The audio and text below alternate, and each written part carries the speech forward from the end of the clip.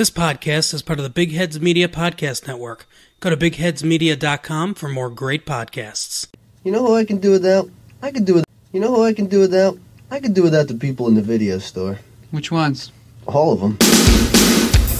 This is Massive Late Fee with Mike and Mark. Hello, everyone. Welcome back to Massive Late Fee. My name is Mark. With me, as always, is my co-host, Mike. How you doing, Mike? Not too bad. How about you? Good. We've had a good week here at Massive Late Fee again. Now I can announce, since it is official, we are now part of the Big Heads Media Podcast Network. That is our new company, split off from Michigan Sports and Entertainment. Everything's going to stay the same, basically, although you can go to bigheadsmedia.com to see our podcast and several other great podcasts over there as well. So, the news this week, Mike. Few items I found in the news that I thought might be somewhat interesting. I know you're not a huge fan of, although I don't know how you feel about this movie. I know you're not a huge fan of one of the stars, but Dan Aykroyd says that he has written a Ghostbusters high school prequel, which is set in 1969. Now, I don't know if you saw, what's his name, Reitman's kid did a trailer for a Ghostbusters remake that he wants to do with the people from Stranger Things.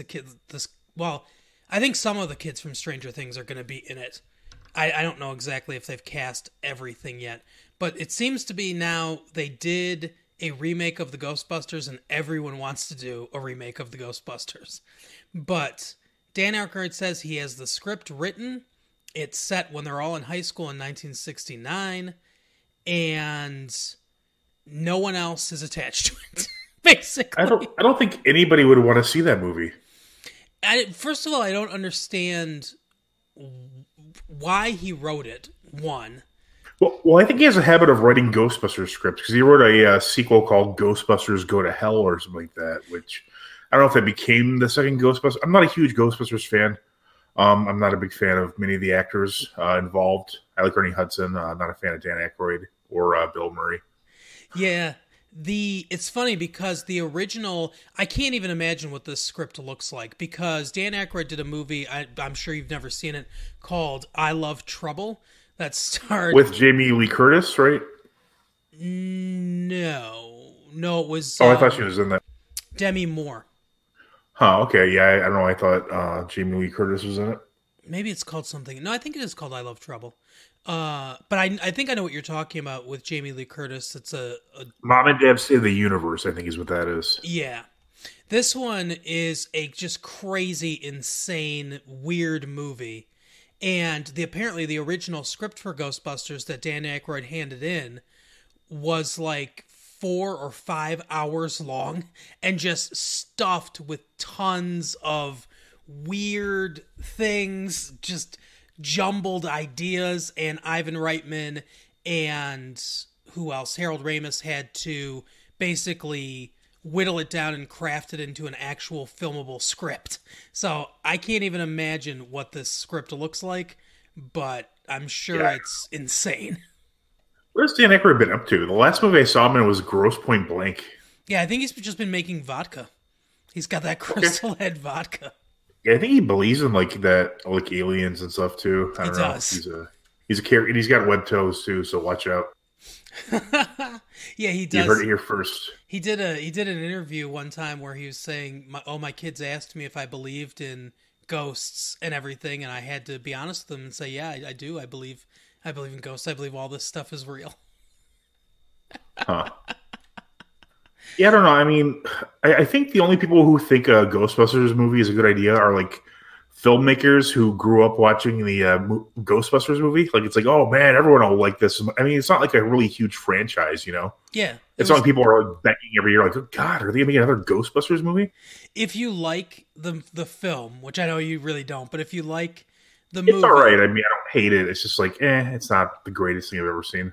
It was like, a well-liked summer popcorn movie that came out in 1984, and then 5 years later, what a lot of people say is kind of a disappointing sequel, although I happen to really like the sequel. Yeah, I think they're equal quality-wise. And then that's it. Like you said, it's not some huge franchise. There's not some giant universe to be had. I think the only other people besides, like you said, filmmakers that kind of grew up watching it that have an interest in making all these Ghostbusters remakes and reboots are people that have a financial interest in it, because I think it'll be successful. But it really hasn't been. I mean, I think it's just a very limited premise. Like, oh, look, there's ghosts. Oh, we caught that one. All right, problem solved. I mean, exactly. I mean, the one, I can't remember what it's called, Call to Action, the one that came out a few years ago that was apparently controversial for some reason because it was an all-female cast. Yeah. That one wasn't a bad movie. It was basically the same. It was just like, oh, look, there's a ghost. Oh, we caught the ghost. I mean, to me, that's not a very interesting premise for a movie. Right. Yeah, it's like you said, it's very limited.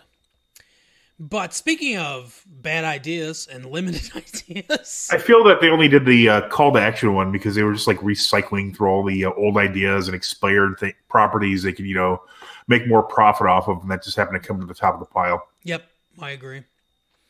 Blumhouse is making an Invisible Man reboot. Will be released in 2020.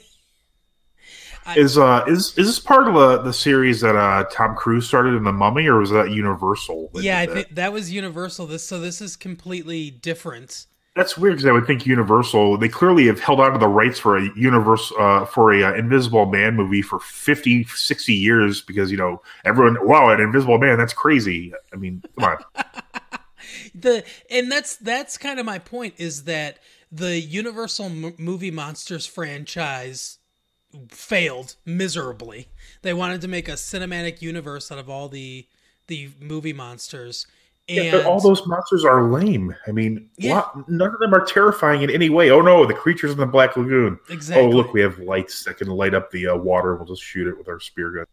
It's a wolf man in the worst looking outfit that you could ever imagine. Great. I bet the next one's going to be a goddamn ghost. Yeah, this looks horrible. It's a horrible idea. I don't know why it continues the theme of Hollywood not understanding what people want to watch and just making horrible decisions.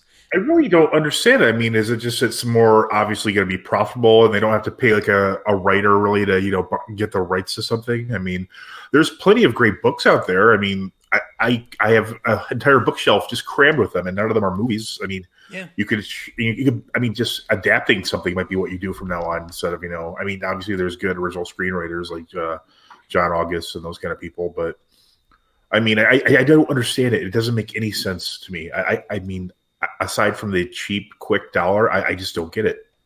I mean, Huckleberry Finn is in the public domain now.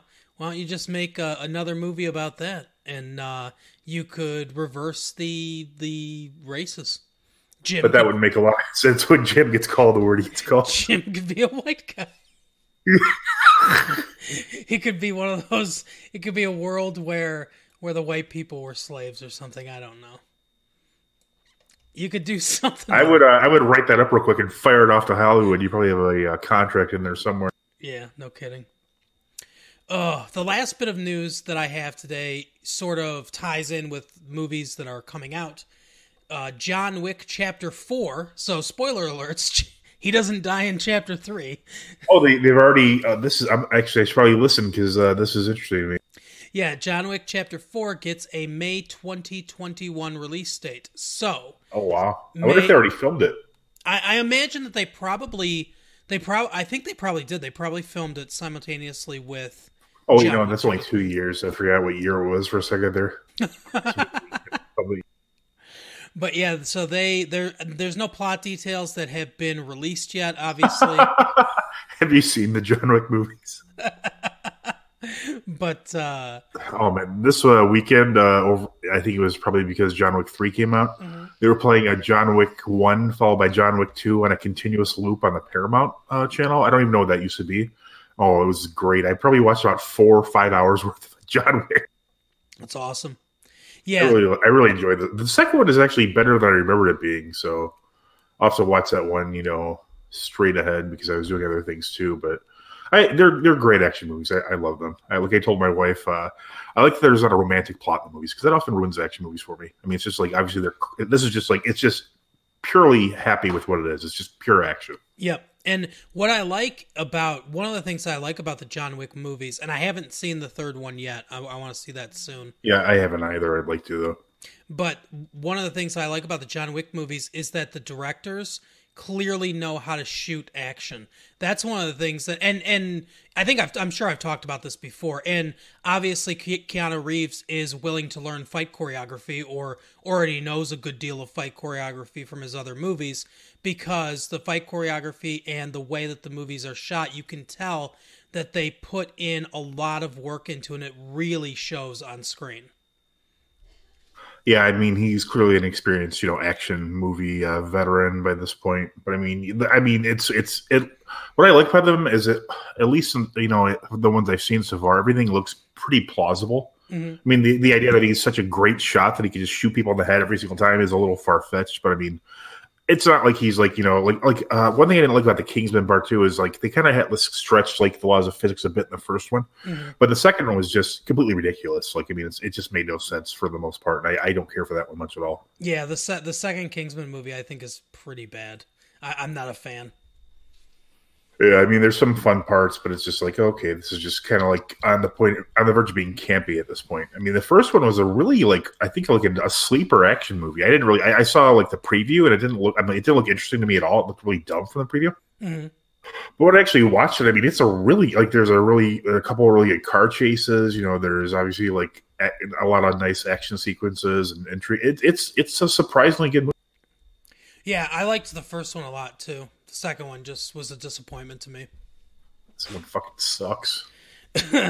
But that's all the news I have today. Did I miss anything? Did you see anything in the news? Because I've been super busy. Yeah, same here. So we will move on to Educating Mike. The reason I picked the movie that I picked this week for Educating Mike is because I've heard some people complain about Game of Thrones, the last episode, which we will be talking about. Obviously, you've read the title. And I've heard some people say that it put them to sleep, the last episode. So I chose for Educating Mike, Leonard Part 6, starring Bill Cosby. Oh, that's a bad tie-in. The king of putting people to sleep. So here's the plot to Leonard Part 6. Bill Cosby plays Leonard Parker, a CIA spy turned restaurateur. Oh, no. Which is quite a career move. By the way, Leonard Part 6 name-checked in the Weaselface song Cosby Fight, as we all know. That's right. Absolutely. Shout out to Weaselface. According to the opening sequence of the movie, the title refers to the idea that this film is actually the sixth installment of a series of films featuring the adventures of Leonard, as parts 1 through 5 were locked up in the interests of world security. In actuality, there are no preceding films to this one. Okay. The theatrical release poster points out that Leonard Parker is, at the time of his reluctant return to action, coping with domestic issues. So, I wonder if it's all the rape that's part of the domestic issues. God. Such an elaborate concept for a movie that's like a dumb Bill Cosby movie. Let's see, it says his daughter is engaged to a man old enough to be his father. His father, damn. His estranged wife behaves like she is younger than their daughter, and now his government has asked him to save the world. Period. Again. I saw that again, wake up in the morning and stretch. That's how far off I saw that one coming. Seriously. The film starts with Parker being called out of his retirement by his CIA director, Snyderburn, to save the world from an evil vegetarian, Medusa Johnson, who brainwashes animals to kill people. We should We should start a petition to condemn Bill Cosby, but for this movie. Yeah. I know the rape stuff is pretty bad. I mean, but I'm also saying Leonard Part 6 is up there. This is the second movie we've done where vegetarianism plays a big role. I don't understand. That doesn't make any sense. Who cares what anyone else eats? I don't. The film ends with Leonard. Wow, just goes to the film ending. The film ends with with Leonard infiltrating Johnson's headquarters in International Tuna Factory, fending off the vegetarians with magic meat he received from a gypsy. Oh no, he's talking about magic meat in a Bill Cosby movie. Freeing the captive animals and flooding the base using Alka-Seltzer. He escapes by riding an ostrich across the roof. It's the dumbest fucking movie I've ever heard of in my entire life. The unlikely steed flies him to the ground. God. Oh my god, this movie cost $24 million to make. What? And that was just the roofie budget alone. It grossed $4.6 million. Jeez, I'm surprised. If I saw that movie, as soon as I came out of the theater, I would tell everybody I knew how horrible it was so they could avoid it, like the Ebola virus. Oh, God. So, the Parents' Guide doesn't have much on Leonard Part 6. I assume they didn't want to watch it.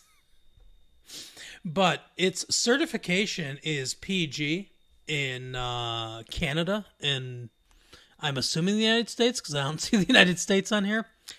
But what's funny is the only thing in here is sex and nudity, and it's severe. It says, oh yeah, there's the United States, PG.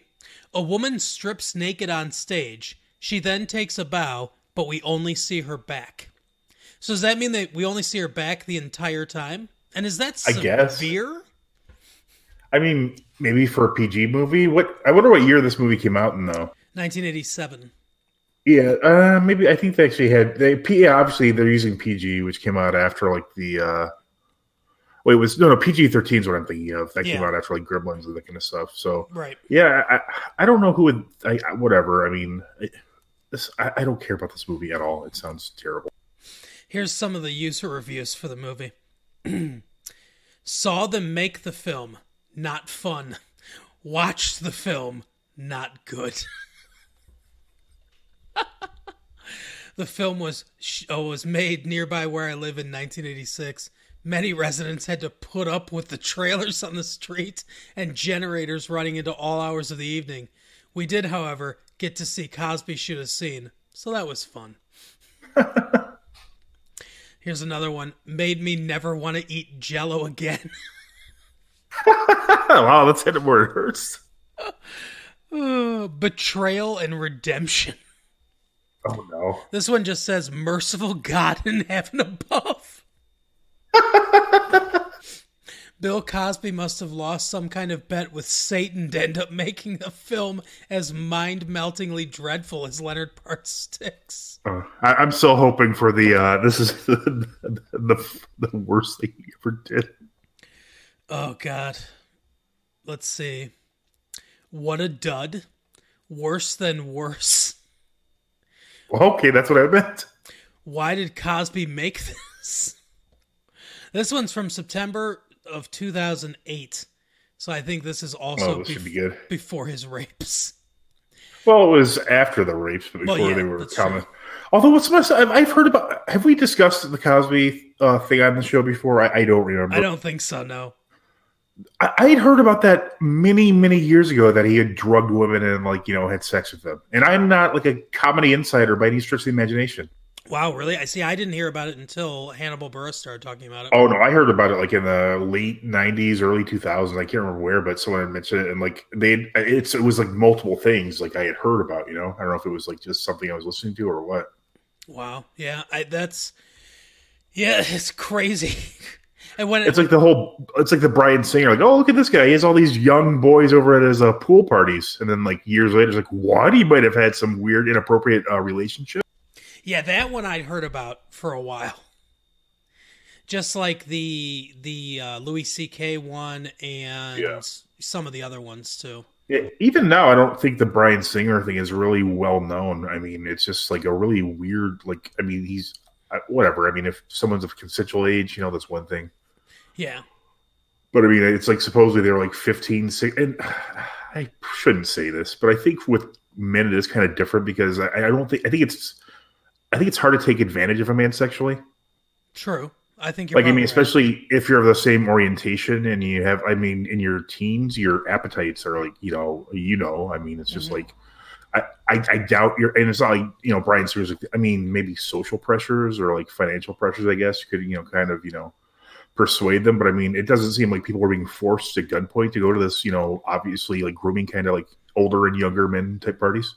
Yeah. Yeah. It's the whole thing is. The whole thing's but weird. I wasn't there. I don't know. But yeah, it's just so odd that even like I said, the Bill Cosby thing I've known about for years. And it's like, finally, all these people, because I think maybe it was like someone he had, I think, I can't remember her name, Janice something. She's like a model. Do you know what I'm talking about? Yeah. Oh man, what is her name? I know. I can picture her. I know exactly what you're talking about. I don't know either. Dickinson or something like that? Something like that. Yeah. It might be, I think you might be exactly right. But like, I think maybe she had said something like, years and years ago about like, oh, he did inappropriate, stuff or that sort of thing. Or even like Hugh Hefner, like he's like turned out to be like, I mean, yep, like shocker, like a big kind of creepy weirdo. Yeah, that doesn't surprise me at all. At this point, I don't know that I would be shocked by anyone. Like, like, oh yeah, he was, raping children for years. Everyone knew that. It was an open. Oh God. I mean, it's just so weird that it's like afterwards, everyone's like, "Oh, I knew." It's like, well, if you know something, maybe you should tell someone, or maybe inform the police. Right. Yeah, that's the thing. Is so many people that, and not even the women. Like I understand why women wouldn't necessarily feel comfortable. Yeah, and men too. I mean, I may have misspoke a bit earlier. I mean, obviously, I'm not in the same situation, so I mean, certainly it could be the exact same for all I know.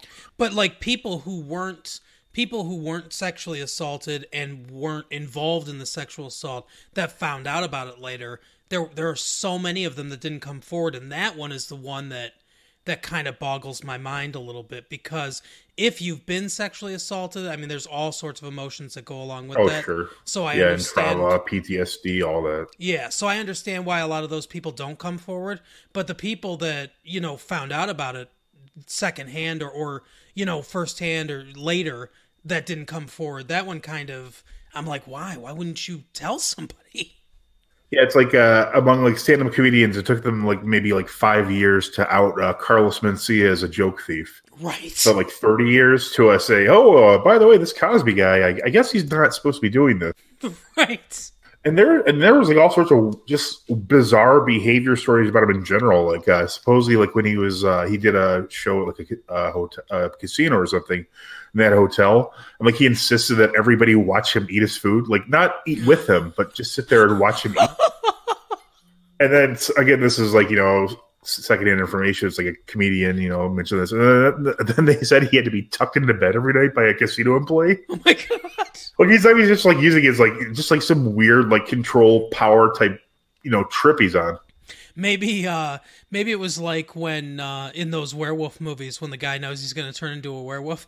Maybe he wanted the casino employee to tuck him in so tight so that he couldn't get out and rape people. Well, that's an interesting theory.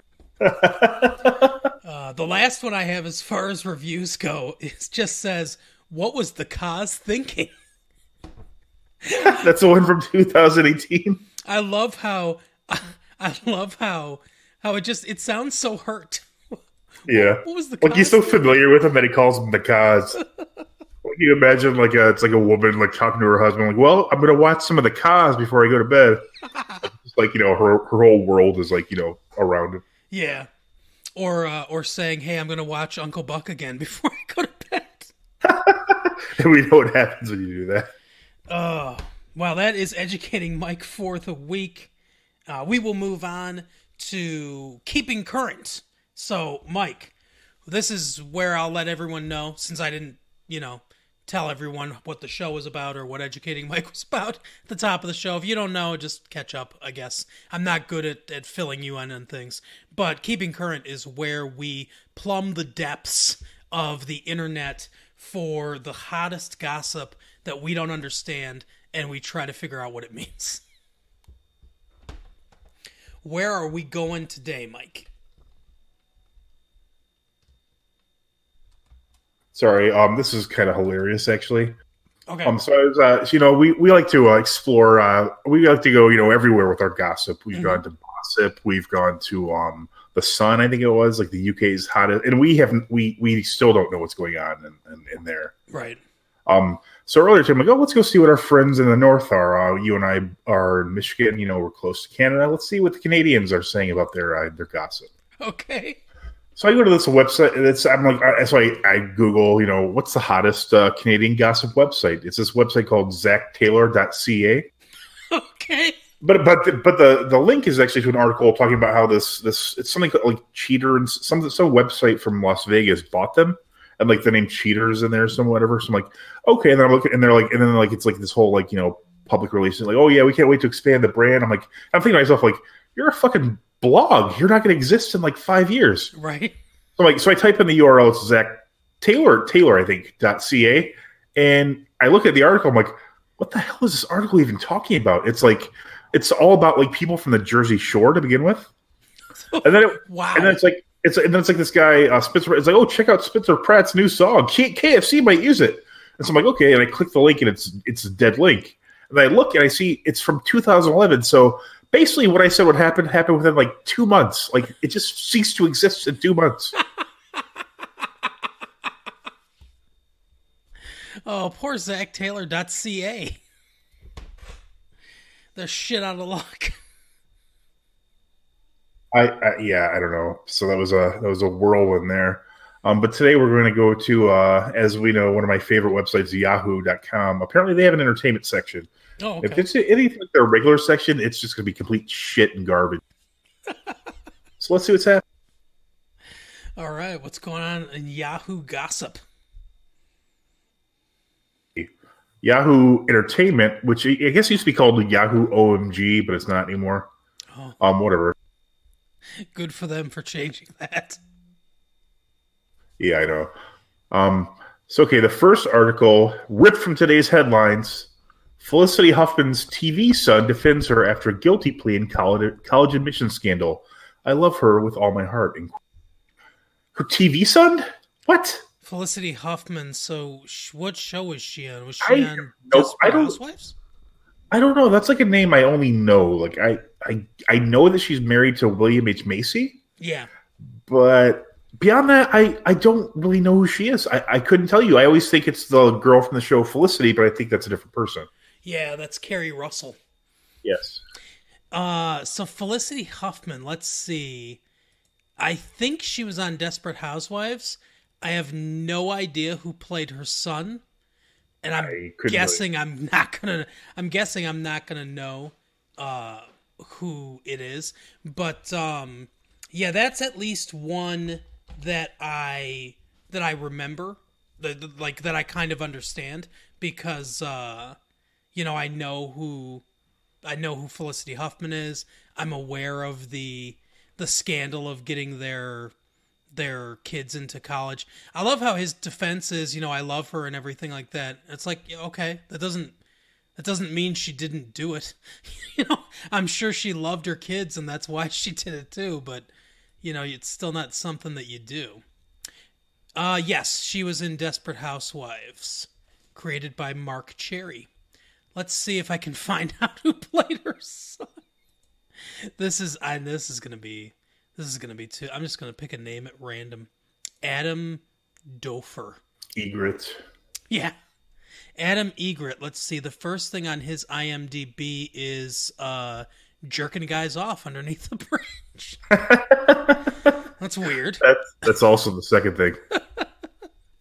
So this dude, Andrew Dorfer, has been in A Million Little Things, Kevin Probably Saves the World, 1 episode, The Santa Clarita Diet, and Agent Carter.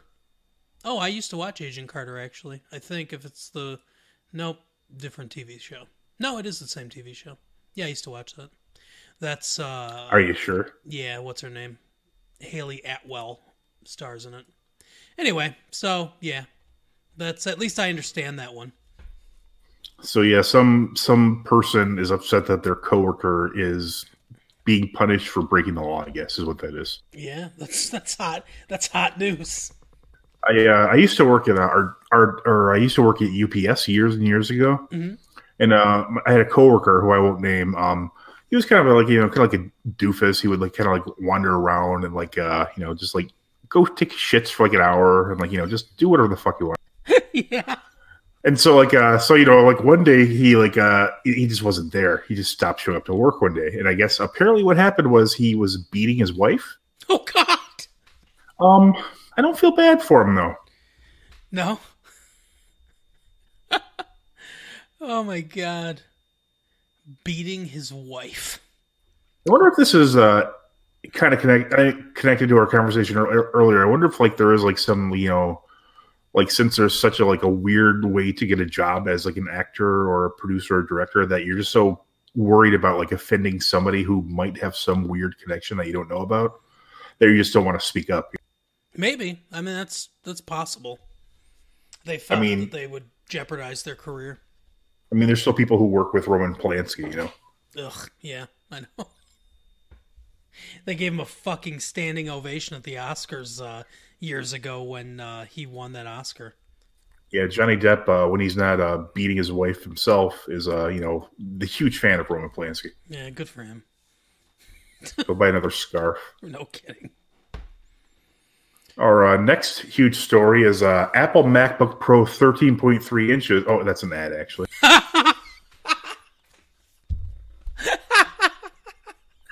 You like that one?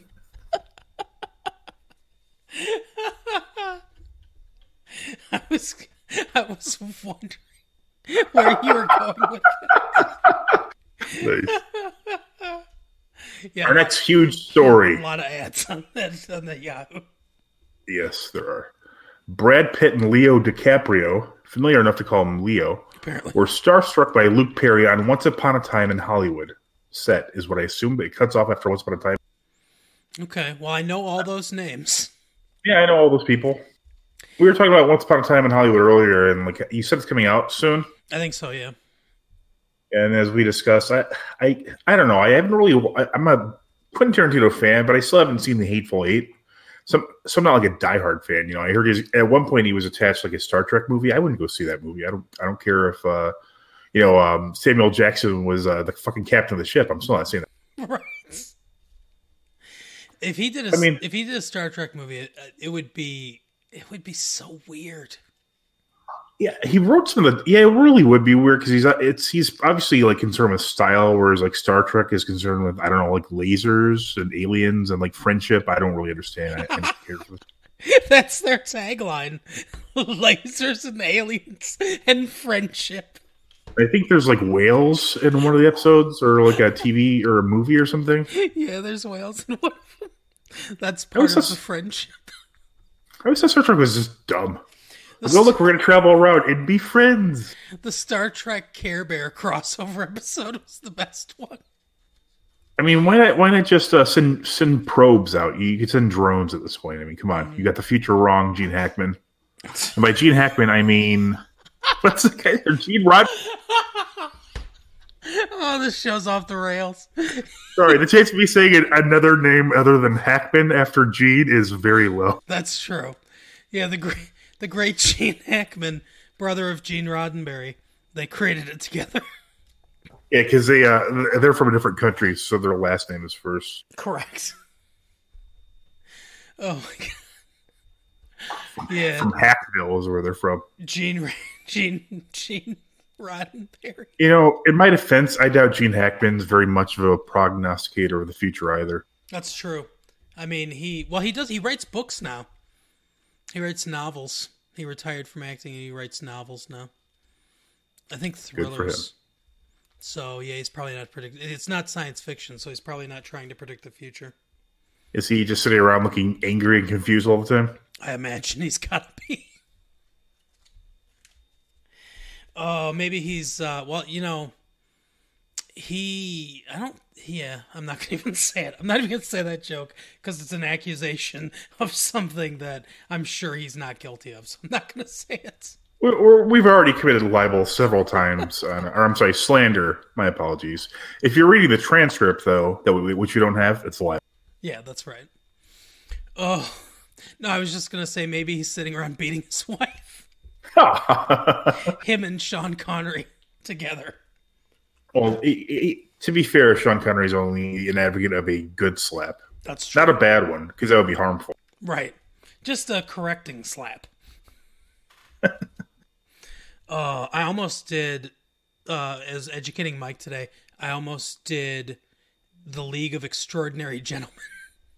That's a really bad movie. Which I think I saw that with you, yeah. So you should be aware that I've seen this movie. We did. We saw that's. I was looking it up, and then I realized we'd seen it together in the theater, and I was like, "Well, I probably won't do this one then."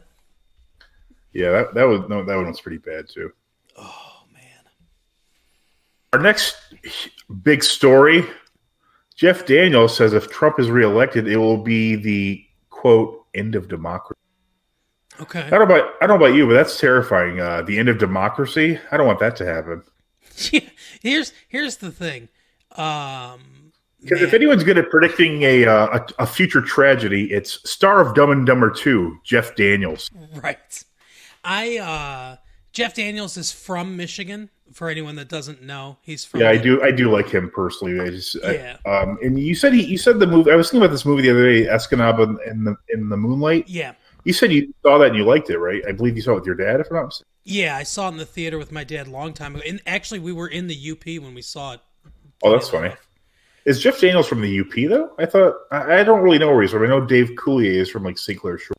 I think he's from sort of, like, mid-Michigan, but I think he spent a lot of time in the UP when he was a kid. But yeah, I mean, I just don't care for, like, why would I would say why would anyone look to an actor for their political opinion? Mm-hmm. But clearly people do because there's an article about it, and yeah. I don't understand it. I mean, it makes no sense. I like Jeff Daniels, and I won't say how I feel about Trump because we don't really get into politics on this show. I will say, however, that whether you like Trump or you don't like Trump, in point of fact, if he won an election legitimately, then that's not the death of democracy. It's actually democracy in action. You just live in a country of people that largely disagree, or that more than not disagree with you, apparently, and you don't like that. So, I mean, to me, that's not the death of democracy. Were he to win a legitimate election, that's sort of how democracy is supposed to work. That's exactly how it's supposed to work. So I don't really get. I understand all the words in that headline, but I don't really get the sentiment behind it. I mean, just come out and say, the headline could just be Jeff Daniels thinks that Donald Trump is an ass, or whatever. Yeah. I mean, it's a quote. I didn't read the context. I mean, I like Jeff Daniels. He seems like a smart guy. I don't think he's like an idiot. But I mean, a lot of these actors, I mean, they're people who drop out of high school and just like go to acting school. I mean, how much fucking current events are you studying in acting school? True. That's true. I'm going to do miming now, and then I have to go to World Affairs afterwards. So I'll be right. That's the civics requirement for your Juilliard Academy school. And then I'm going to take calculus real quick, but that's easy for me, so it won't take long. Yeah, and like you said, I mean, I think Jeff Daniels is a smart guy. I think he's probably decently well-read, but I don't... While I may or may not agree with his opinion on Donald Trump, I don't really agree with the idea that were he to be legitimately reelected, it would be the end of democracy. Spoken like a true liberal. Our next story is internet star Grumpy Cat dies at age of 7. Oh no, Grumpy Cat's dead. I don't know if I've ever seen. I think I've seen the memes. It's the cat that looks sad, mad. Yeah, pretty much. So that's upsetting, I guess. Yeah, I mean, I like cats, and I don't want them to die ever. I want them to live forever. But obviously that's not the reality we live in. Yeah. Sorry, Yeah. it's not a fairy tale. Yahoo must really hit our demographic because I have not really had to look anything up in this. Yeah, maybe this is the right site for us. Maybe we are in fact current here. Yeah, and that's maybe back when it was OMG, we wouldn't have known what was going on. But now we do. They've gotten serious. Even though the Sounds reporting, I'm legit. sure, sucks. Our next story, meet the ex-rocker that made Grumpy Cat the rock star of the cat world. It's a related Grumpy Cat story. They're really on top of this Grumpy Cat story. Oh my god! What rocker made Grumpy Cat? What did you say? The top of the rock star world? The rock star of the cat world. Oh, okay. I'm kind of curious about this myself. I'm gonna click and see if they actually give us an answer. It's probably gonna be something dumb. It's gonna be like someone who you've never heard of. That they are a professional musician technically, so they're a rock. Right. Or it'll be like in like adult movies where everyone's like a star. Like they're not all porn stars. Right. Where are the porn character actors? It's like, oh, did you see him play a plumber? Man, Right. he lost in the role. He won an Avian Award. That's right. All right, I was 100% right. The rock star is. Tell me, have you heard of Ben Lashes, ex-frontman of the Seattle pop punk band The Lashes? No, I've never heard of Ben Lashes or The Lashes. Yeah, that's exactly what it is. Oh, I guess he left the music world to become a full-time professional meme manager. Oh, so he must have. So this rock star must have had a really hot career going, and just decided that his passion was more in memes. Yeah, God. yeah, that's all I have. I'm pretty much sick of the world at this point, so we can move on. Okay, I'll just give you Ben Lash's filmography real quick. He has one credit as Self, Lil Bub and Friends with a Z, which apparently is a documentary made in 2013. Do you know who Lil Bub is? No. It's another cat. It's a cat that sticks his tongue out. This guy quit his huge, successful rock band to star and manage movies about cats. I'm gonna pass out. And I'm sorry, the only person that ever worked for her was Andrew Lloyd Webber. It's a kid. Oh, he's got a soundtrack credit on Grumpy Cat's Worst Christmas Ever, which I guess was a TV movie. Is it a Lashes song? He wrote Or is it just in solo? He wrote the song "Ain't No Sonnet." Apparently, it's a solo effort, distinct from the band. Oh, Mark, you gotta Twitter this guy and just the only question you ask is, how do you survive? Yeah. Oh yeah, this will be my next. We'll try to get him on to talk to him. I see the poster now for Little Bub and Friends. Yep. Oh God. Oh my gosh. I just Do you think people call him up with hot tips about cats? maybe You should check the ears out on this one. It's gold. the guy that wrote and directed Lil Bub and Friends, his name is Andy Capper. And I went to his IMDb, and most people have, a nice little headshot or picture of themselves. He has a terrifying self-portrait.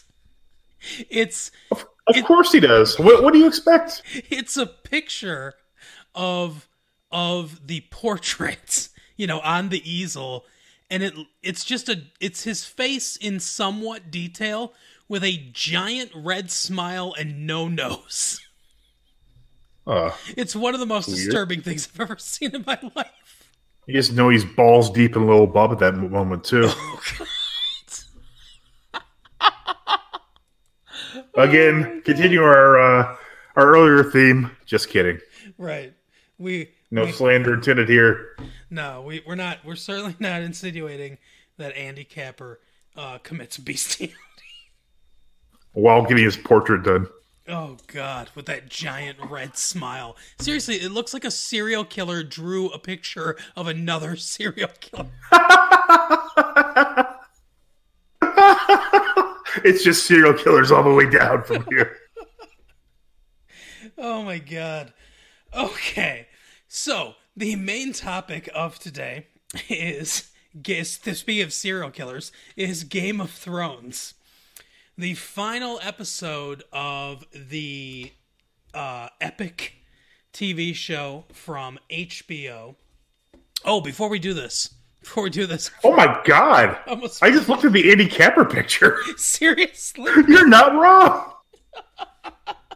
Why would you do that? I have no idea. And that's his face to the world on IMDb. Also, it's Andy Capper and then parentheses 2. So he's a junior. Oh, okay. Oh. Yeah, that's what the fuck? No idea. Oh, before we get to the main topic tonight, though, we have a promo to play. We will be doing promos every week for shows from here on out. I mean, Andy Capper and Friends coming to the network soon. Right? Oh God. It'll just be cat meowing noises and him panting hard the entire time into the microphone. Allegedly. You're not so little after all, bub. This promo is for one of the premiere shows on the network, Boar Meets World, which looks at the TGIF 90s television show Boy Meets World. This is one I personally listen to all the time. I think that Kyle and Steve are hilarious. They do a really good job. So listen to Boar Meets World. I'm Kyle. This is Steven. Together we host a show called Boar Meets World. Tell them what we cover on Boy Meets World. Boy Meets World. But that's not all, is it? No. No, we cover life experiences. Ours. Oh, son of a... Alright, just check out the show, please. We really need it. Okay? We need a win. Just check us out. We talk about the show Boy Meets World. Each episode of our show, we run parallel with an episode of Boy Meets World where we will examine the show. That's way too much. What happens, our life, how it relates to it, experiences. I can't believe you're still recording. I am recording this. Check it out, guys. You'll get some hilarious stories from me and Steven from our childhood. You'll get a great... I lost it. Okay, that was Boar Meets World, and now on to the main topic for today. We are finishing up with Game of Thrones. The final episode appeared and probably will disappear. No, the final episode came out. We both watched it. You know what this is. It's Game of Thrones. You know what it is. Mike, what did you think of the final episode of Game of Thrones? See, I know there was a lot of backlash, but I was satisfied with it. I just felt like it, like the rest of the season, which I've been talking about the entire time we've been covering this, is it's just too rough. Yeah, the final episode definitely felt rushed. That's the one complaint I have about the episode. The person who got the throne, I thought was a good pick. Bran, you could say Bran because okay. It's everyone has seen this. If not, if you haven't seen it, why are you listening to this? Exactly. Yeah. So Bran getting the throne, I thought that was a good pick. Tyrion's fate, I thought was good and fitting to be the hand of the king, and as he said, sort of fix some of the mistakes that he's made over the years. I thought that I loved that. What's his? I can't think of his name off the top of my head, but is it Bronn? Bronn? Yeah. The sellsword. I loved that he was there at the end as part of the little cabinet there, and the Master of Coin. That actually doesn't really make sense that much because he's the Lord of Highgarden, but that's only if they deposed, Cersei, which I guess technically they did, but it's not like Daenerys ruled and was able to give him that title. So, I mean, I guess somehow they just went through with it for no reason. Yeah, I know. It doesn't make a lot of sense, but I love that. I love that character, and I love that he was there and talking about the houses that need to be rebuilt and stuff. I have a lot to say about the end part, which we'll get to eventually. But yeah, I liked Tyrion's final bit. I thought what happened to Jon Snow was fitting. I liked a lot of the parts of it. The only thing I didn't really love about it was the rushed nature of it, And I didn't really love, kind of going back to what we were talking about last episode, I didn't really love Daenerys' death. That one is the big thing to me that I was like, it just doesn't feel quite right. Like how they did it. Again, it was the rushing of it. I actually read a spoiler ahead of time that was actually basically almost, it was like 75% right. So I was like, okay, I initially thought Arya would probably kill her, maybe with someone else's face, like maybe she would kill Grey Worm and then go. Mm-hmm. Or her rather. Let's start at the very beginning of this. Is like basically they're Jon, Davos, and Tyrion are kind of wandering through the decimated streets of King's Landing. Yeah.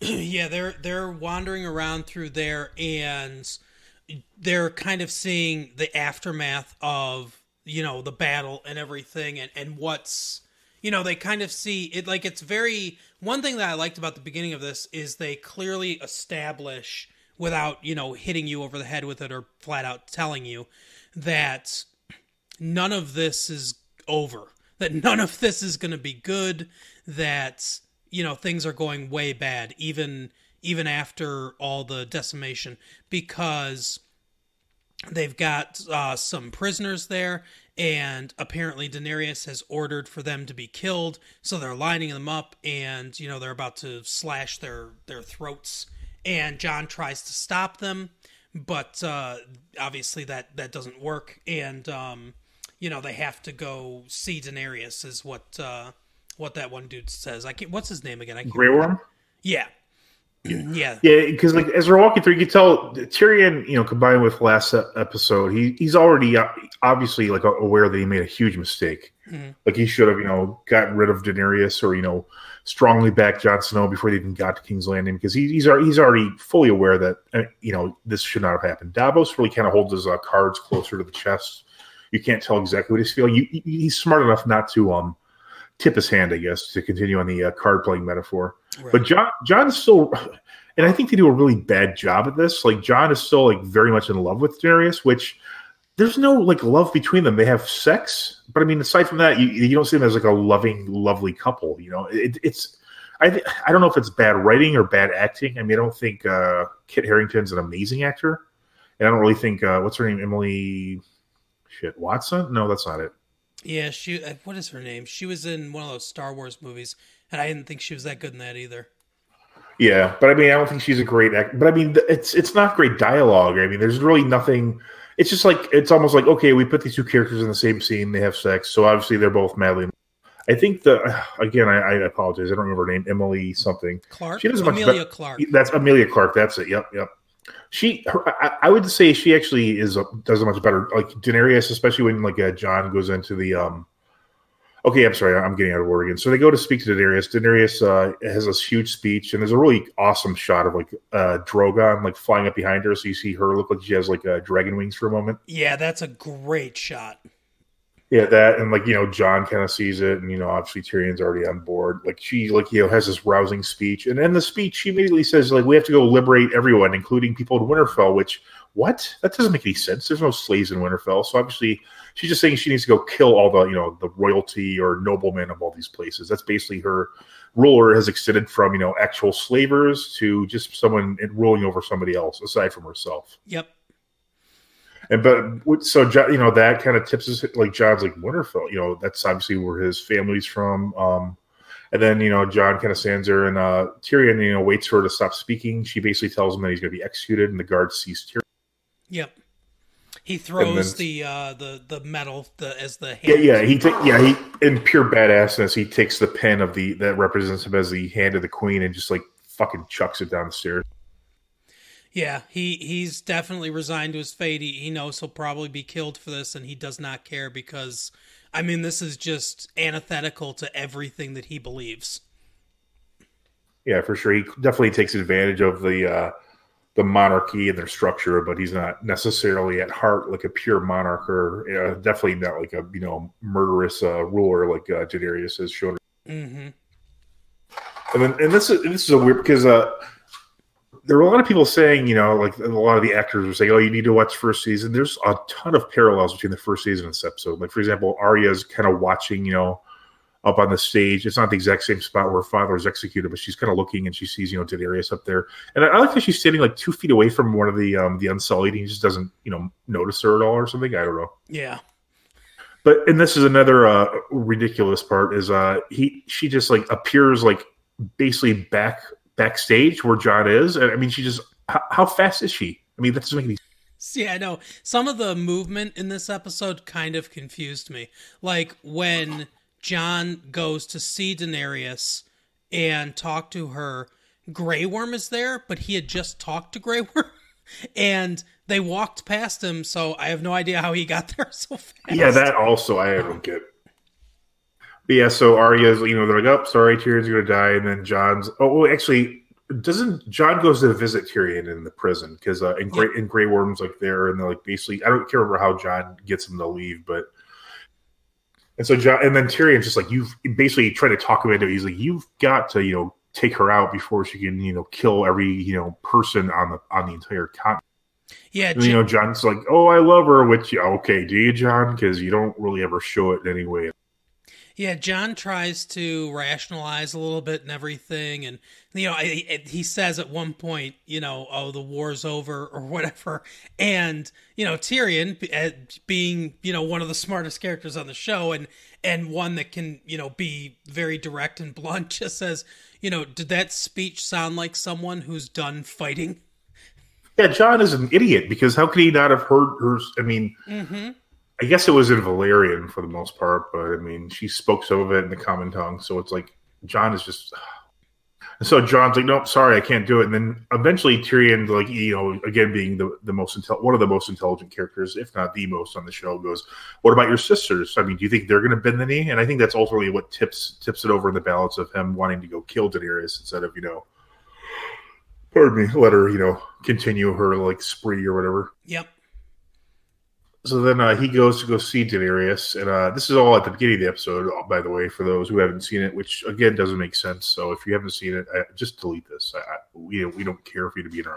Right, exactly. If you haven't, I don't understand why you're listening if you haven't seen. I mean, do you just kind of like you want to be able to talk about the show at the water cooler? I mean, if so, I guess that's fine.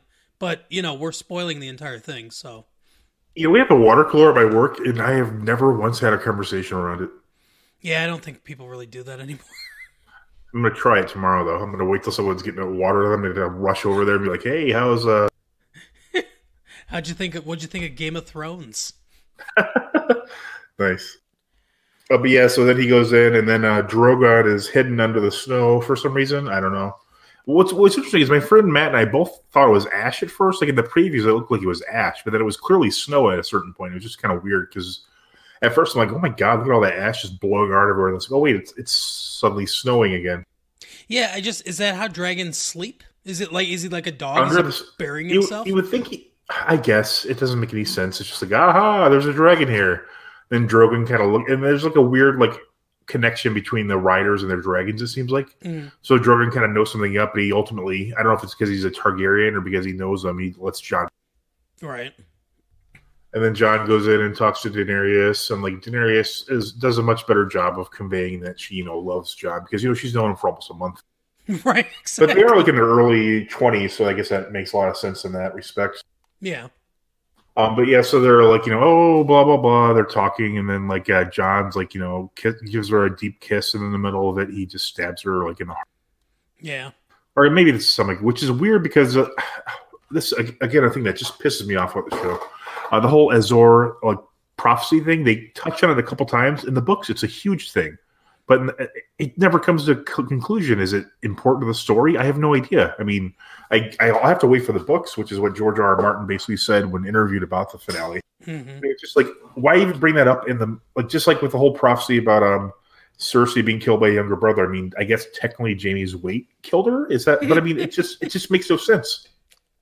Yeah, yeah. But also, I forgot to add that Tyrion, before being in prison, all that, went and confirmed that his brother and sister were. Yeah. He goes to the rubble and he sees the golden hand and uncovers them. Out. Has a cry. One of the more emotionally powerful scenes because again, Peter Dinklage is a fucking treasure. Yeah, and then that's another I mean, they wouldn't, verify that, and they're like, "Oh, I forgot my brother was killed." Blah blah. Yeah. Yeah. So shit. So like John, stabs and kills her, and then then he's arrested by a Grey Worm and the rest of the insects. Yeah, and the dragon Drogon kind of looks at him, goes and smells Daenerys, knows she's dead, is obviously pissed off about it. I don't know how intelligent they are. I guess they're fairly intelligent. I thought he was going to kill Jon because, he killed Daenerys, but instead he melts the Iron Throne, which was kind of cool. Yeah, but at the same time, again, I can't really complain because this is a dragon. So, I mean, obviously the laws of science and physics are out the window, but just being in the room with heat enough that's hot enough to melt fucking iron, you would just be dead. There would be no oxygen. The heat alone would probably kill you. Yeah, exactly. Yeah, so it does. And I don't know if it avoids Jon because he's a Targaryen or because of the familiarity. I mean, obviously he should know that he just murdered his, mother or whatever. Mm-hmm. Yeah, Drogon kind of flies around, then he comes back and grabs Daenerys and flies off to Essos, maybe, wherever they come from. I don't know. Somewhere east. That's basically all they say. I wonder if, because I don't know how intelligent the dragons are, I wonder if, if this sounds really silly, and if it's so stupid, just tell me it, because I'm still not 100% familiar with everything in the show.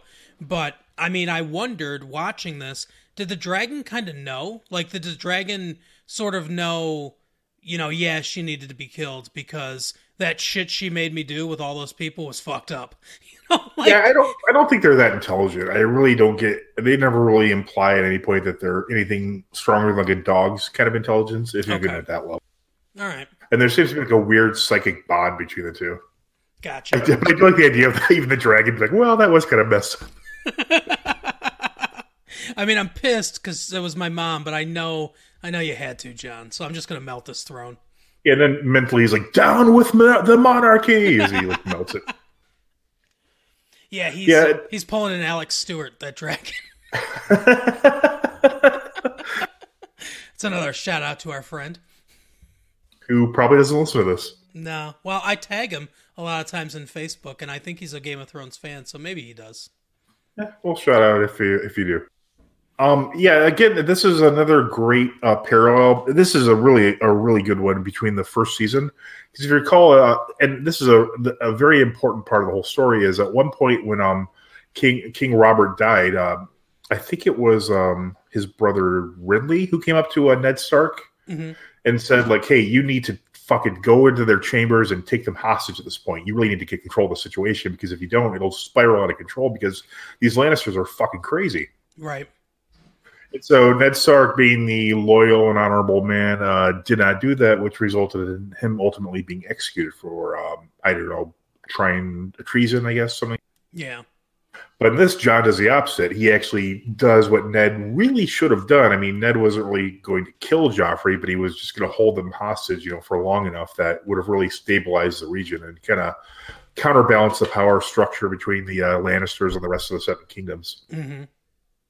But so, yeah, Jon goes and he kills her. And, yeah, obviously there's repercussions. But, I think of how many people would have been saved if Ned had just, basically done what he should have done. I mean, the whole War of the Five Kings would have happened.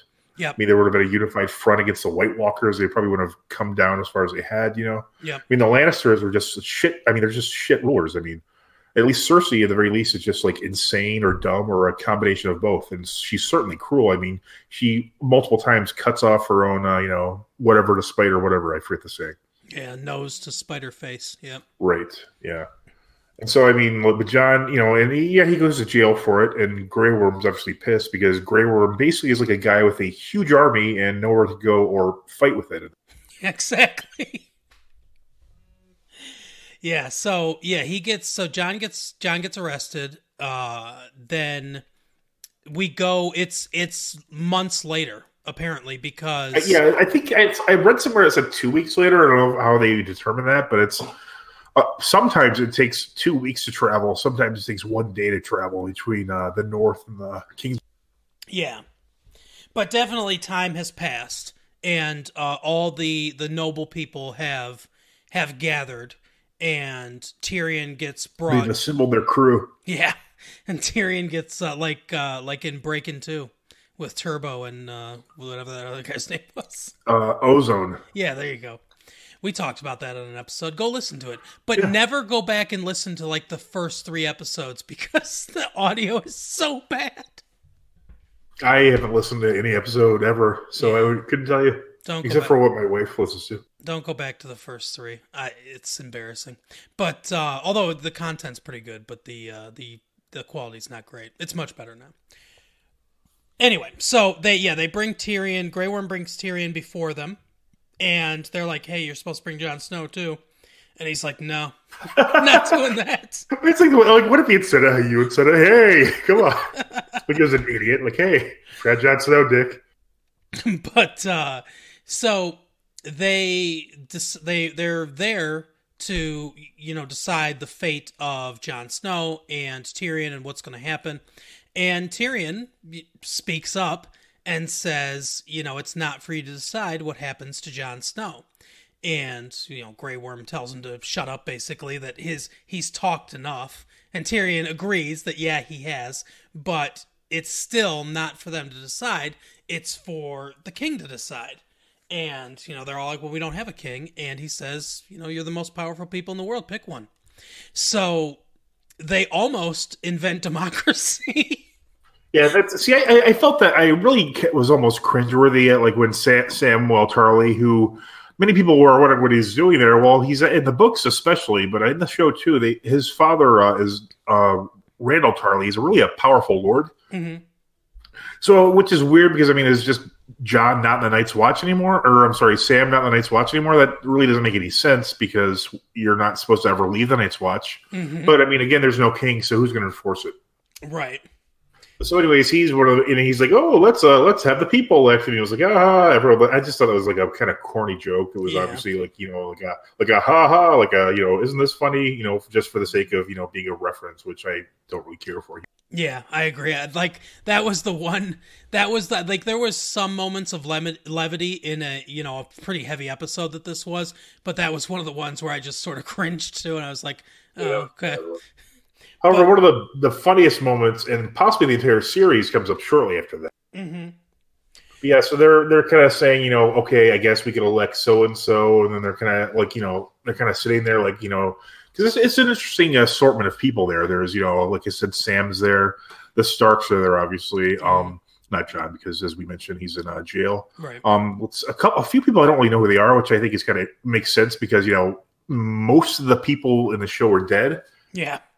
And also another good part about that is most of the bad people in the show are dead. So basically, you don't have anyone who's super offensively evil at this point. Mm-hmm. I mean, you could argue that I don't know her name. She's in charge of the Iron Kingdom now. Theon's older. Yara Greyjoy. That's yep. I mean, she's probably the worst of the lot. But even the Ironborn basically kind of suck in the show. I mean, they're not really that badass, to be honest with you. So it's not like a huge threat. Right. But yes, so they start talking. Yeah. Gendry's there as well. I think Davos is also there. I don't remember. There's another person. I don't remember if they're there or not. But what I thought was hilarious was Robin from the Eyrie was there. Yeah, like you haven't seen him in like 5 years. Like who the hell? I was looking at him like, who the hell is that? And I saw his shirt and he had that. I'm like, oh no, that's Robin. Is that the guy that stands up? That's the one that breastfeeds from his mother. Oh God! But no, he was like the young kid there. The guy who stood up was Edmund Tully, and that is one of the funniest scenes in the entire series. Absolutely. Do you remember from the earlier season when they had him on there? Like, yeah. They consistently showed when his father's like being floated on the river, he tries to shoot it with arrows, but he just cannot hit it. Yeah. Like he's basically a fuck up. Every time they show him, he's like one of the show's fuck ups is Edmund Tully.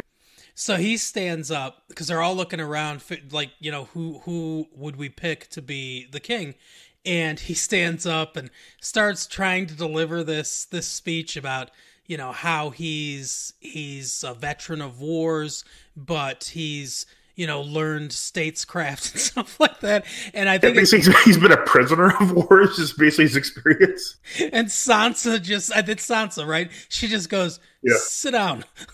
That is hilarious. I love that moment. That was the funniest thing ever. And they just stare at him basically, and then he just kind of sighs and sits down. Because just like he's the least qualified for the position by far. And Satyrion's the one that, suggests that Bronn be the ruler.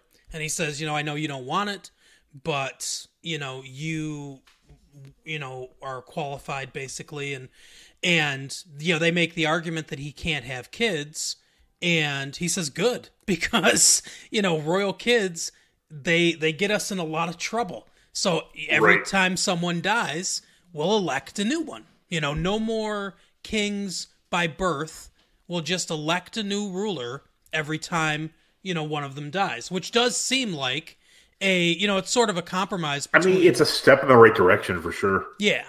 It's sort of a compromise between the, like just blood rule and democracy, but it definitely seems, like you said, like it's a step in the right direction. It's an improvement on the current system because they already rule for life anyway. So it's just basically adding the extra component of it's just like they say the lords will elect a new one, but still it's still better than like just your son is now the king.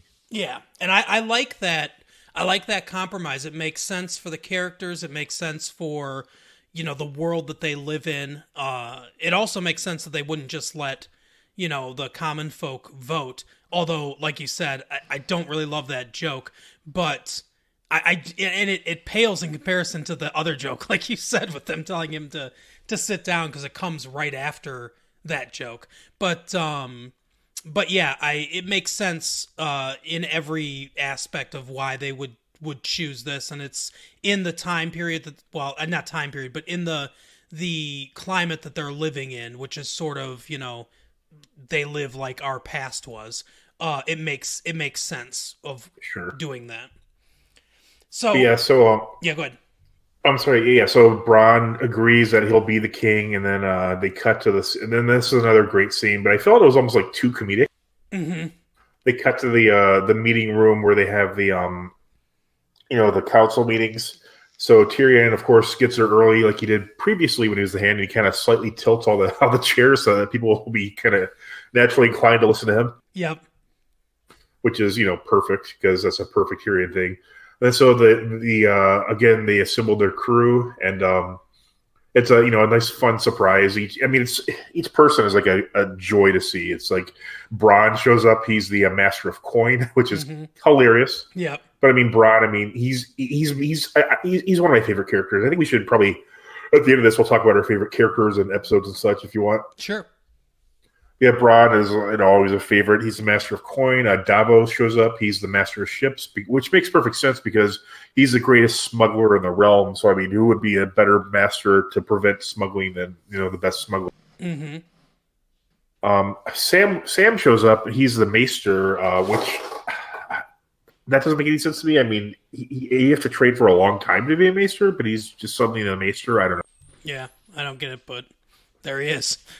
Yeah, I don't. And then wasn't there someone else, or am I mistaken? Yeah, Brienne of Tarth, right? Oh yeah, well yeah. She's one. Oh yeah, there's a scene too where she was. And again, in the books, this is a big thing, but they have like a big registry where all the knights basically write about the other knights. Mm-hmm. As though she finishes Jamie's his chapter.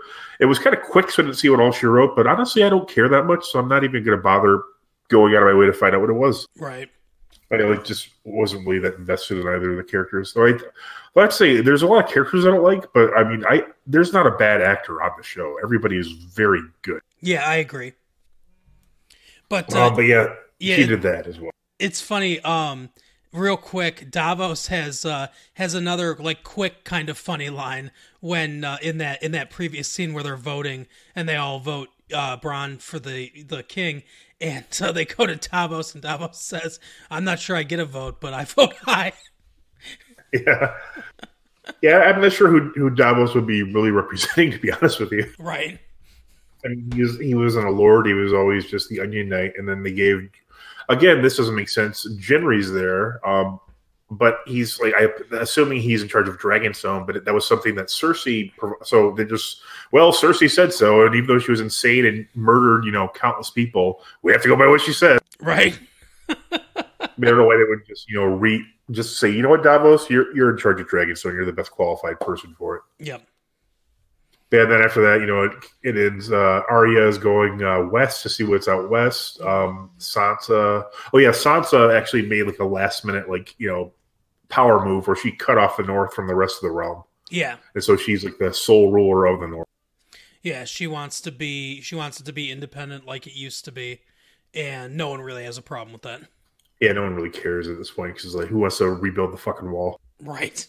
But yeah, then so they're at the council. They all meet up. They kind of and then Bronn shows up and okay. He's like, well, I think I'm just gonna wander off and do whatever it is I do. Mm-hmm. I'm like, oh, okay, I guess Tyrion which is great because that's perfect because Tyrion's not the king, but he's he basically is the king with the plot. I mean, he's in his perfect role, which is the hand of the king, which he was in the second season, I believe. Yep.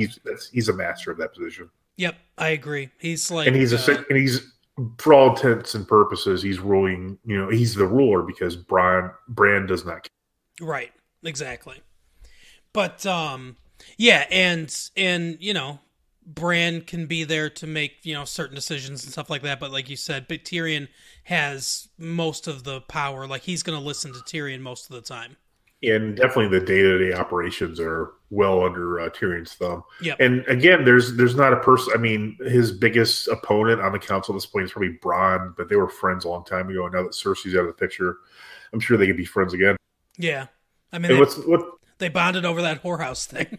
Yeah, for sure. And what's notable too is the Master of War isn't present. They have an elected one, and there's not a Master of Whispers either. So I mean, maybe they're just never going to fill those positions. I wouldn't think they would. I mean, Tyrion, would have filled them by now if he wanted to.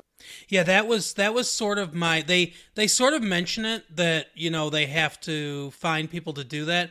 But I agree. I kind of think that those two positions sort of represent the old world, and they want to. They want to break the wheel, like she was talking about. They want to make a new world, and I think going ahead, which is interesting because in a way Daenerys did for sure, fulfill her goal because the wheel, if it was in fact what people think it is, that it was the cycle of sons and daughters and stuff, which I don't know. I don't really know if that's what Daenerys was talking about, but clearly she believed in that because her entire goal was, oh wait, I'm the daughter of this guy, I should be in charge. So that can't be exactly the wheel she was talking about, but it's definitely, there's a new world for sure now. Yeah, I think she was kind of talking about the cycle of people being elected king and then people being, trying to overthrow them and kill them, take it over, but that's what she was doing. Yeah, that's true. It's exactly what she was doing. And it's the same thing. She's like, oh, I have this noble heritage. I'm special. My dad was somebody. I mean, that's the shittiest attitude to have. But that's right. That's every character in the show is my father was so. It's who cares? You're incompetent. Look at Robin Hood. He's sucking his mother's tits at fucking 10 years. Yeah, no. But he's in charge and he has a vote.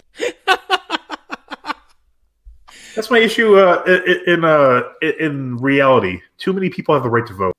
Yeah, I agree. I wish that people always talk about get out and vote. More people should vote. No, fewer people should vote. Yeah, maybe I feel maybe there should be some sort of obviously non-biased type test to be a citizens type test, and not obviously the ones who were used during the Jim Crow period and that sort of thing, where it would be unequal tests to the same people, right, or to different people. I mean, just some competence should be required. I agree. I really do. Because if that were the case, we'd be like a lot of European countries, that the president is the most boring job there is. No one cares because it's just such a drab, thing. Yep. Yeah, I agree, and that's really how it should be, honestly. More politics on Massive Politics Feed. Right. But yeah, I like the episode. I mean, I felt it was rushed, but I mean, they basically painted themselves into a corner at this point. Mm-hmm. But yeah, I like the series as a whole. I do think the last season was the weakest for sure, which it always sucks when. And it's nice to see a show come back from a kind of a dip in quality. Mm-hmm. But they just kind of made you think that if there was a ninth season, you might not even want to watch it. Yeah, I agree. This season was probably the weakest. I've watched every season. I haven't watched every episode of every season yet. I think I have 3 episodes left, I think. 3 or 2 episodes left to watch. So I mean, I'm pretty much caught up. But yeah, I think that this is probably the weakest of the seasons. But this last episode, I know a lot of people are pissed off about it and everything, or pissed off at the season as a whole. I think that's probably more accurate. And like you said, it was definitely rushed, and this last episode felt rushed too. But I thought I was satisfied with the conclusion. I thought it was a satisfying conclusion to the storylines and the series. And I forgot about Arya going out west. That makes perfect sense for her character too. Yeah. And then, of course, we can't forget that John, and this makes no sense because he goes back to the Night's Watch, but now that the fucking White Walkers are all dead, what are they watching against? They're friends with the Wildlings. Yeah, I don't know. They're going out at that last scene of him is they're going out into the wastes, the wilderness and everything. Yeah, and what are you doing? And then he pets Ghost, of course. Right. And it's like, yeah, what are you looking for? Because, you pretty much, the people that live in this place and all the Hey, remember when your little sister... Remember when your little sister killed all the bad guys and you were right there? Yeah. So, yeah, it's... that really doesn't make a lot of sense either, I agree. Yeah, they made a big point that they won the Wildlings over. I mean, they're fighting with them now. So, I don't... Oh, and we would be disrespectful if we didn't mention that Grey Worm and all those people went to where Masandi, correct pronunciation, I might add, went to, when she described, that one sentence where she talked about how she lived in this peaceful island and, all these people invaded. Mm-hmm. So they're going there. But now that I think about it, weren't all those people enslaved and, kidnapped? So what are they? There's no one there. Yeah, maybe that's just where they're going to make their kingdom, I guess. I don't know. And I mean, they were actually offered a place in the Seven Kingdoms, which is kind of an interesting idea. But I mean, it'd be like a one generation thing because they can't reproduce. Yeah. Yeah. So But I liked the show a lot. The show as a whole, I thought was very good. And like I said, I'm not sure if I'd put it I'm not sure if I'd be in my top 5 of all shows of all times. Though at certain points, it was definitely within the running. Yeah. But it'd definitely be top 10. I think my favorite show still is Breaking Bad, and then second is The Wire. But then third, The Shield is a really good show. I don't know if you watched that. No, someone else told me that I need to watch The Shield too. Maybe we'll. Yeah, it's on Hulu if you haven't. Yeah, we could. If you want to go through The Shield instead of Narcos, we could do that too. Because do you have Hulu? Yes, it's on there. I'm pretty sure. Yeah, someone else was telling me. I'd only heard a little bit about the show, but I've never seen it, and I've never I was aware it existed and that Michael Chiklis was in it, and that's basically it. I know nothing else about it. Yeah, it's really good. In fact, every season's good, but there's this one season, I think it's the 3rd season, with Glenn Close and Anthony Anderson. They're they're guests for the season. Oh, that is an amazing season of television. There's one episode where I can't really spoil it, but it's wow. It's one of the most intense things you'll ever see. Yeah, maybe we'll do that next. I don't know. Maybe we'll do Narcos and maybe do The Shield. I don't know. We'll do something. I like doing the the series of shows. I like doing that.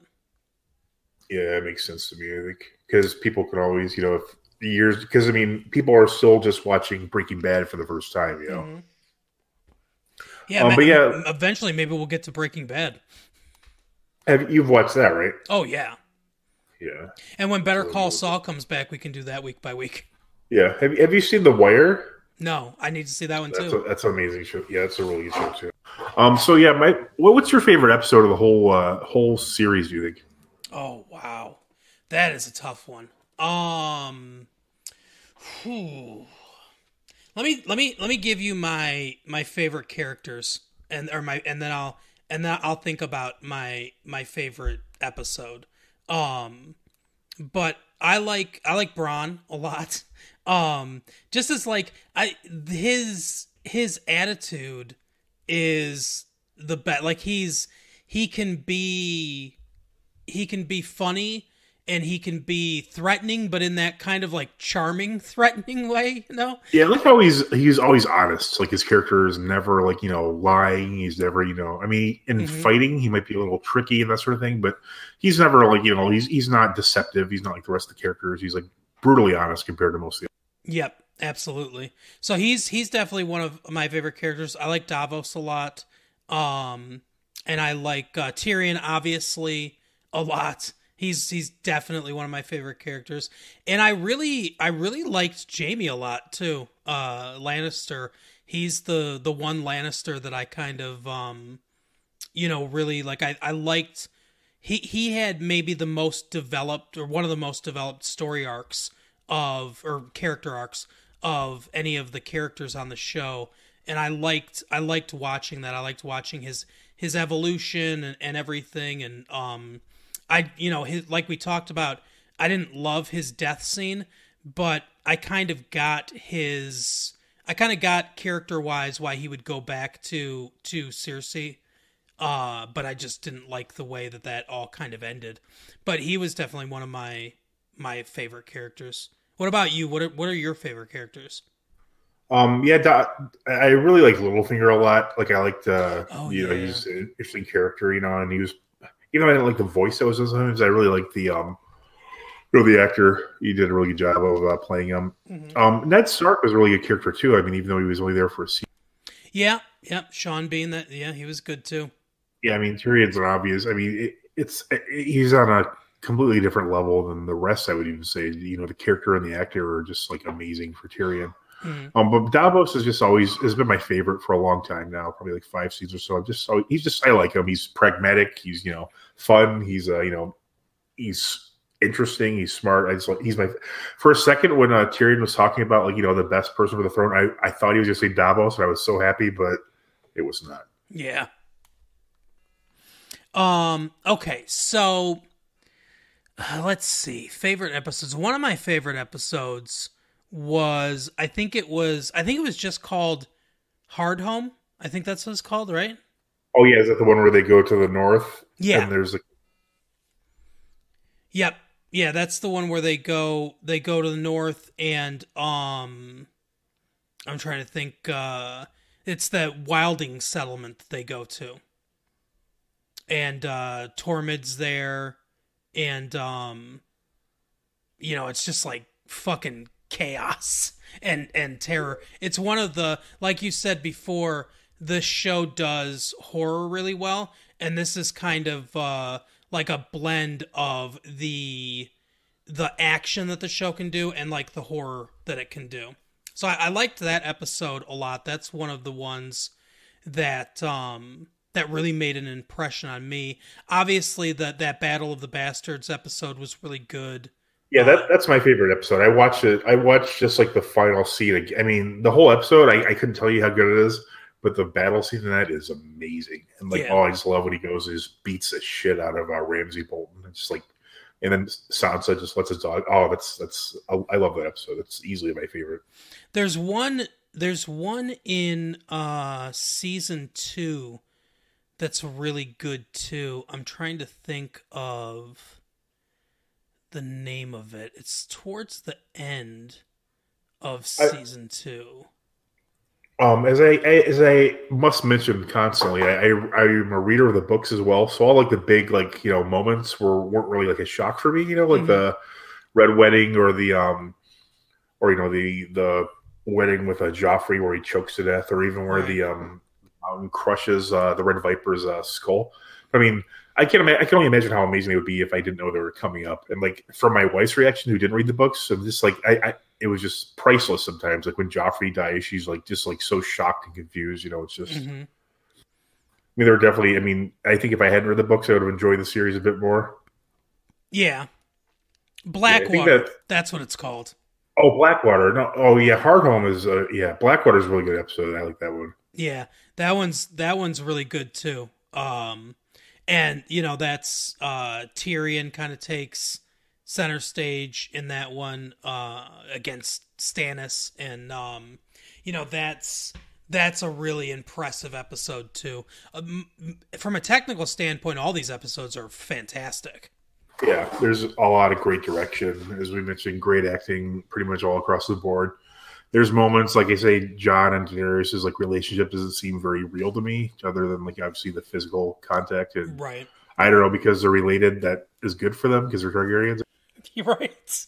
Yeah. Well, another I would need to mention too. Another character I really enjoyed was the Red Viper. He was just like fun. Pedro Pascal, who was in Narcos, did a really good job of playing him. You know, it's like kind of like nice balance between playful and deadly. Yep. And the fight between him and the Mountain is probably another one of the greatest moments on the show. It's just really amazing, you know, the fighting, and then obviously the crushing defeat is just like, wow. Then, you know, Peter Dinklage being great, falling to the ground, just the complete absolute look of defeat on his face. Yeah. I actually think that episode was a good one, too, because that's where they had the trial. I think it's the same episode. Maybe it was the one before, though. Oh, yeah, that was good, too, with the, choose your champion and stuff. Yeah, I liked that one, too.